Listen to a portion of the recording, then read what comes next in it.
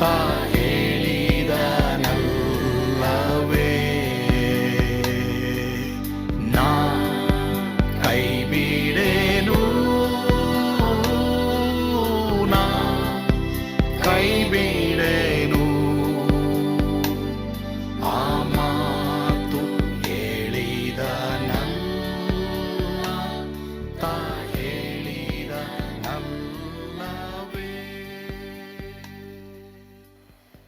ಯೇಸು ಕೈ ಬಿಡನು ದೈನಂದಿನ ಸತ್ಯವೇದ ಅಧ್ಯಯನಕ್ಕೆ ನಿಮ್ಮೆಲ್ಲರನ್ನು ಆಹ್ವಾನ ಮಾಡ್ತೇನೆ.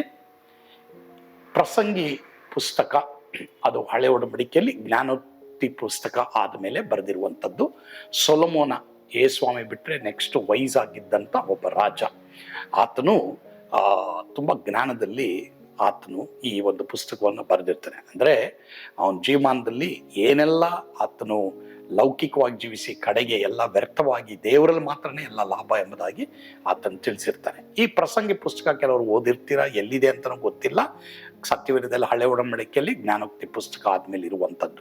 ಹೀಗಾಗಿ ಈ ಪುಸ್ತಕದ ಪರಿಚಯ ನಾನಿವಾಗ ನಿಮಗೆ ಮಾಡುವಂಥವನಾಗಿದ್ದೇನೆ. ಈ ಒಂದು ಪ್ರಸಂಗ ನಮ್ಮ ಸಭೆಯಲ್ಲಿ ಅನೇಕರಿಗೆ ಉಪಯುಕ್ತವಾಗಿತ್ತು. ನಿನ್ನ ಕತೆ ಏನಾಗಿರ್ತದೆ ಎಂಬುದಾಗಿ ಇದರಿಂದ ಕಲಿಯಿರಿ. What is very important that you do it. 2 things ನನಗೈತೆ. ಎರಡು ಕಾರ್ಯ ನನ್ನ ಜೀವಮಾನದಲ್ಲಿ ನಾನು ಇಟ್ಕೊಂಡಿದ್ದೀನಿ. ಇದು ನಿಮಗೆ ದೇವರು ಮಾತಾಡಿದ್ರೆ ಮಾತಾಡೋದು. 1 ಕ್ಯಾಲೆಂಡ್ರು, 2 ಬೈಬಲ್. ನೀವು ಬೇಕಾದ್ರೆ ನನ್ನ ಆಫೀಸಲ್ಲಿ ನನ್ನ ಮನೇಲಿ ಬಂದು ನೋಡ್ರಿ. I have 2 things in my life very important. 1 calendar, ನಾನು ಕ್ಯಾಲೆಂಡರ್ ಪ್ರಕಾರನೇ ಹೋಗೋದು. 2 Bible. These 2 are very important for your life. ಡಿಸೆಂಬರ್ಗೆ ನಾನು ಎಲ್ಲಿರ್ತೀನಿ ಅಂತ ನನಗೆ ಗೊತ್ತು, ದೇವ್ರ ಚಿತ್ತ ಇದ್ದರೆ. So come on, make your calendar and have your Bible. ఎಷ್ಟో జనకి క్యాలెండర్ ಇಲ್ಲ. ఎట్లుంటావు, ఏం చేస్తూ ఉంటావు, ఏమో చేస్తూ ఉన్నాను, బతికిండాను, చచ్చిపోతాను, ఏమో ఏమో ఏం తింటావు, ఏమో తింటా ఉన్నాను. ಮುದ್ದೆ ಲೇದು, ಗೊತ್ತಿರಬೇಕು ನಿನಗೆ. ಮುದ್ದೆ ತಿಂತಾ ಇದ್ದೀನಪ್ಪ, ನನಗೆ ಗೊತ್ತಿಲ್ಲ, తెల్లేదు. ఏమో వచ్చింటాను, పోతా ఉన్నాను పో. అట్లా అంటే ఏమది దేవుని బిడ్డలు మాట్లాది. ఏం తింటివే? ಇಪ್ಪೋದು నేను ಮುದ್ದೆ ಅವರೆಕಾಳು ಸಾಕಿದ್ದೆ, ಸಾಯಂಕಾಲ ಏನು ತಿಂತೀನಿ, ಮನೇಲಿ ಹೇಳಿದ್ದೀನಿ chapati. C have A calendar. ನಿಮ್ಮ ಮನಿಗೆ ಕ್ಯಾಲೆಂಡರ್ ಇರಬೇಕು, ನಿಮ್ಮ ಒಂದು ದಿನದ 24 ಗಂಟೆ ಕ್ಯಾಲೆಂಡರ್ ಇರಬೇಕು. ಮಾತ್ರವಲ್ಲದೆ ನಿಮ್ಮ ಒಂದು ತಿಂಗಳಿಗೆ ಕ್ಯಾಲೆಂಡರ್ ಬೇಕು. It's very very important. That's how you maintain. ಅದೇ ಜ್ಞಾನ. ಇವತ್ತು ಎಷ್ಟೋ ಜನಕ್ಕೆ ಜ್ಞಾನ ಇಲ್ಲ ಪ್ರಿಯರೇ. ಹೆಂಗೋ ಎದ್ದಿದ್ದೀವಿ, ಹಂಗೆ ನಡೀತೀವಿ. ఎట్లా అది ఏం లైఫ్? అది వెరీ కేర్ఫుల్. మార్క 8:36 ಓದ್ರಿ ಬೇಗ. మార్క 8:36. ಒಬ್ಬ ಮನುಷ್ಯನು ಲೋಕವನ್ನೆಲ್ಲ ಸಂಪಾದಿಸಿಕೊಂಡರು, ಪ್ರಾಣ ನಷ್ಟಪಟ್ಟರೆ ಅವನಿಗೇನು ಪ್ರಯೋಜನವೇನು? ಇದರ ಅರ್ಥ ಏನು ಗೊತ್ತಾ? ನೀನು ಎಲ್ಲ ಸಂಪಾದನೆ ಮಾಡಿಬಿಟ್ಟು ನಿನ್ನ ಆತ್ಮದ ಬಗ್ಗೆ ನೀನು ಚಿಂತೆ ಮಾಡದೆ ಹೋದರೆ ವಾಟ್ ಈಸ್ ಯೂಸ್? ಎಷ್ಟೋ ಜನ ದೀಕ್ಷಾ ಸ್ನಾನ ತಗೊಳ್ಳೋಕ್ಕೆ ಹಿಂಜರಿತಾ ಇದ್ದೀರಾ. ಎಷ್ಟೋ ಜನ ಯಾವುದೋ ಪಾಪವನ್ನು ಬಿಡೋಕ್ಕೆ ಹಿಂಜರಿತಾ ಇದ್ದೀರಾ. ಎಷ್ಟೋ ಜನ ಪ್ರಾರ್ಥನೆ ಮಾಡೋಕ್ಕೆ ಹಿಂಜರಿತಾ ಇದ್ದೀರಾ, ಬೈಬಲ್ ಓದೋಕ್ಕೆ ಹಿಂಜರಿತಾ ಇದ್ದೀರಾ. ಎಷ್ಟೋ ಜನ ಟೈಮ್ ವೇಸ್ಟ್ ಮಾಡ್ತಾ ಇದ್ದೀರಾ. ಎಲ್ಲರೂ ಗಮನ ಇಡಿ. ಸರಿ, ನೀನು ಅದನ್ನೆಲ್ಲ ಮಾಡ್ತೀಯಲ್ಲ, ನಿನ್ನ ಆತ್ಮಕ್ಕೆ ಪ್ರಯೋಜನ ಏನು ಅಂತ ನೀನೇ ಯೋಚನೆ ಮಾಡಿ. ಮೊಬೈಲ್ ನೋಡಬಾರ್ದು ಅಂತಲ್ಲ, ನೀನು ಒಳ್ಳೆ ಆ್ಯಪ್ಸ್ಗಳನ್ನ ನೋಡಬಾರ್ದು ಅಂತಲ್ಲ. No, God is not against secular. ದೇವರು ಸೆಕ್ಯುಲರ್ ಲೈಫ್ ಬಗ್ಗೆ ದೇವರು ಅಗೇನ್ಸ್ಟ್ ಇಲ್ಲ. ಬಟ್ ದೇವ್ರು ಏನು ಹೇಳ್ತಾ ಇದ್ದಾರೆ ಅಂದರೆ, ಯಾವುದು ನಿನ್ನ ಆತ್ಮಕ್ಕೆ ಲಾಭ ಕೊಡ್ತದೆ ಅದನ್ನು ಮಾಡು. There are good things that you need to watch. ಎಂಟರ್ಟೈನ್ಮೆಂಟ್ಗಳು, ಪವಿತ್ರವಾದ ಎಂಟರ್ಟೈನ್ಮೆಂಟ್ ಇಟ್ಸ್ ನೀಡೆಡ್. ಬಟ್ ಆದರೆ ನಿನ್ನ ಆತ್ಮಕ್ಕೆ ಪ್ರಯೋಜನವಾದಗಳನ್ನ ತಳ್ಳಿ ಹಾಕಬೇಡ.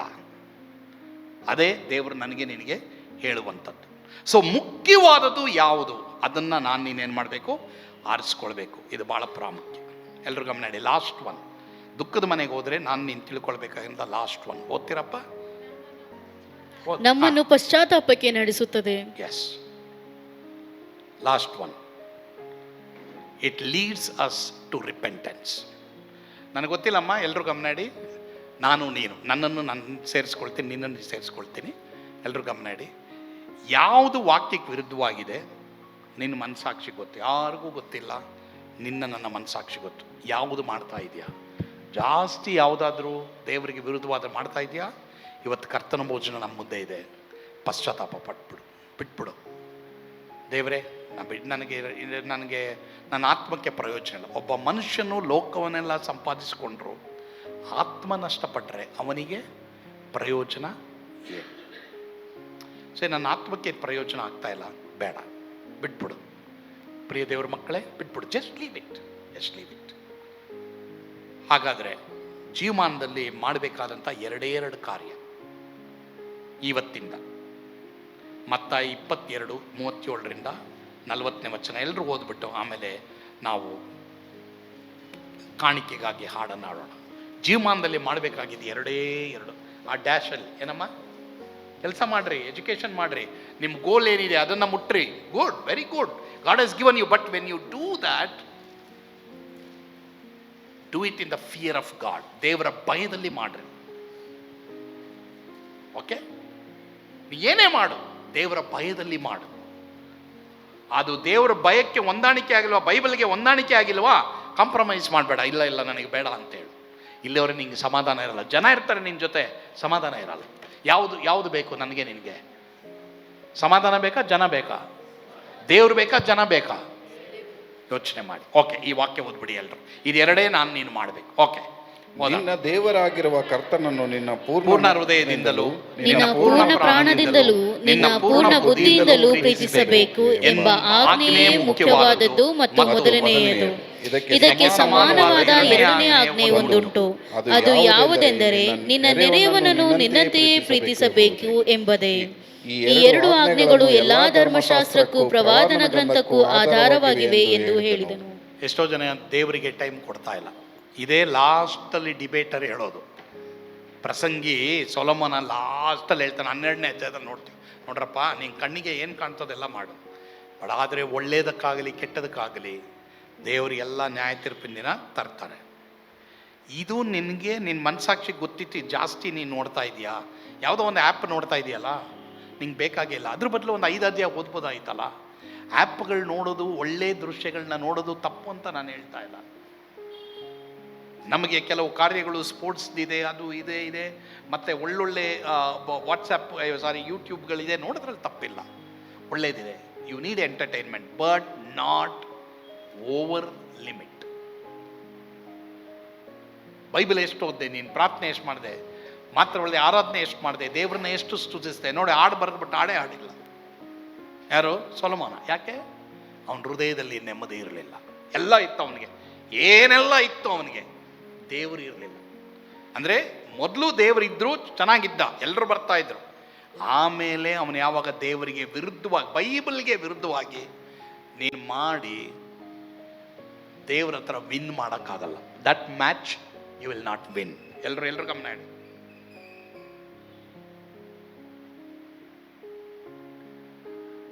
ಬೈಬಲ್ಗೆ ವಿರುದ್ಧವಾಗಿ ಜೀವಿಸ್ಬಿಟ್ಟು ಯಾರು ಮ್ಯಾಚಲ್ಲಿ, ದೇವ್ರ ಮ್ಯಾಚಲ್ಲಿ ವಿನ್ ಆಗೋಕ್ಕಾಗಲ್ಲ.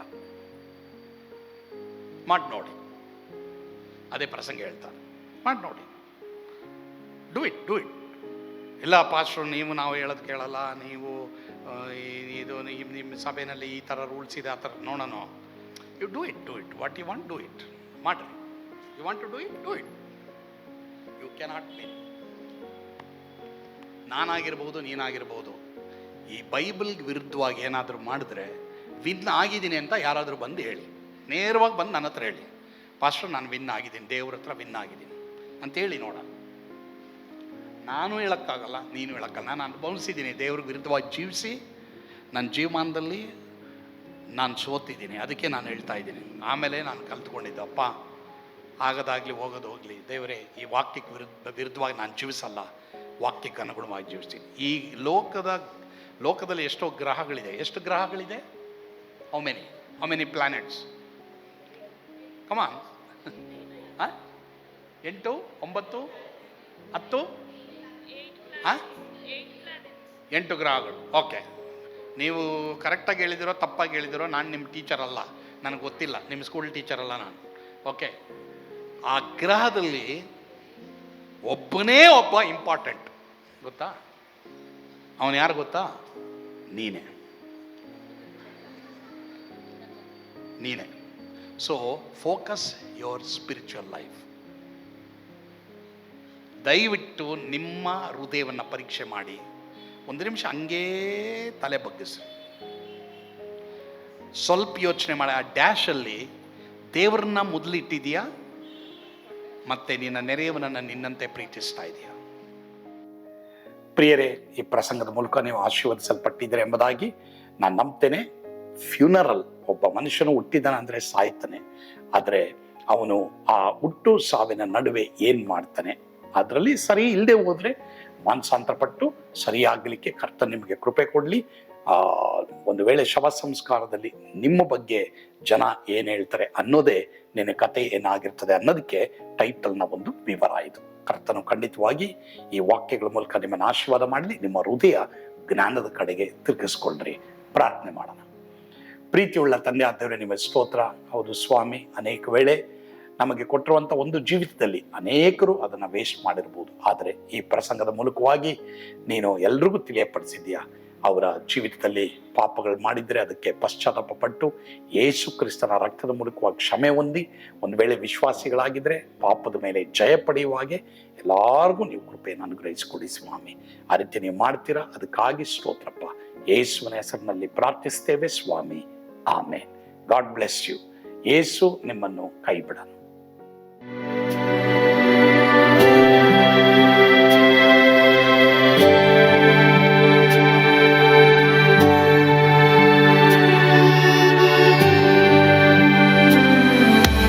ನಾನು ಪಾತ್ರದಲ್ಲಿ ಇರುವಾಗಲೂ ನೀನು ಪಾಯಪಾಟು ಓಡಬಾರದು. ನನ್ನ ಮಾತನಂಬಿ ಸ್ಥಿರವಾಗಿರು.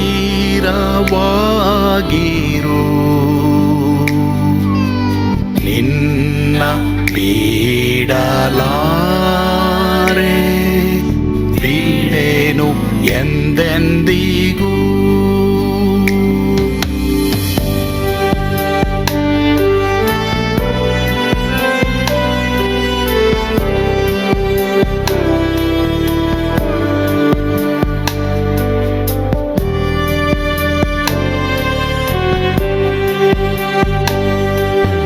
ನಾ ಕೈ ಬಿಡೆನು, ಕೈ ಬಿಡೆನು. ಆ ಮಾತು ಹೇಳಿದನಲ್ಲ, ತಾ ಹೇಳಿದನಲ್ಲವೇ. ನಾ ಕೈ ಬಿಡೆನು, ಕೈ ಬಿಡೆನು. ಆ ಮಾತು ಹೇಳಿದನಲ್ಲ, ತಾ ಹೇಳಿದನಲ್ಲವೇ.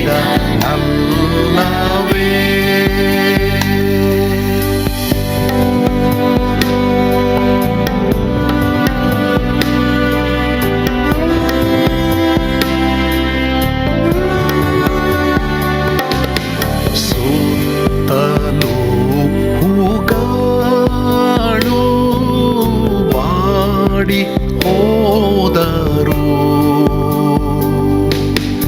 ಮೇಲೆ ಸ್ವರ್ಗದೋಳು ಬಾದಲಾಗದು.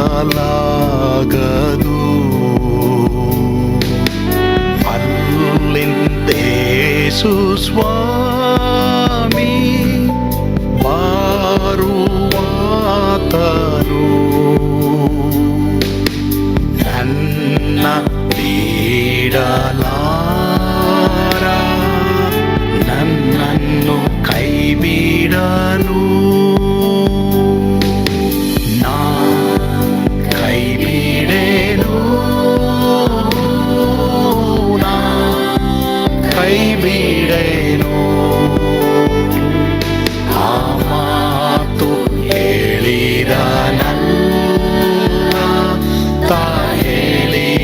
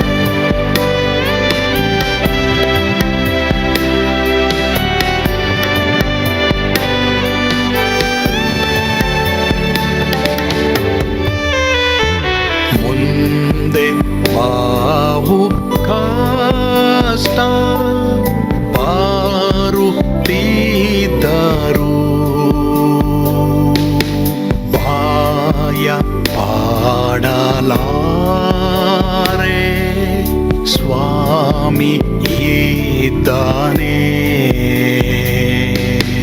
ಬಾಲವಾಗಿ ನಿಂತು ಹರ್ಷಗೊಳ್ಳುವೆ. ಸ್ವಾಮಿ ಬಿಡಲಾರ, ಸ್ವಾಮಿ ನನ್ನ ಕೈ ಬಿಡಲು. ನಾ ಕೈ ಬಿಡೇನು, ನಾ ಕೈ ಬಿಡೇನು. ಆ ಮಾತು ಹೇಳಿದನಲ್ಲ, ತಾ ಹೇಳಿದನಲ್ಲವೇ. ನಾ ಕೈ ಬಿಡೇನು, ನಾ ಕೈ ಬಿಡೇನು. ಆ ಮಾತು ಹೇಳಿದನಲ್ಲ,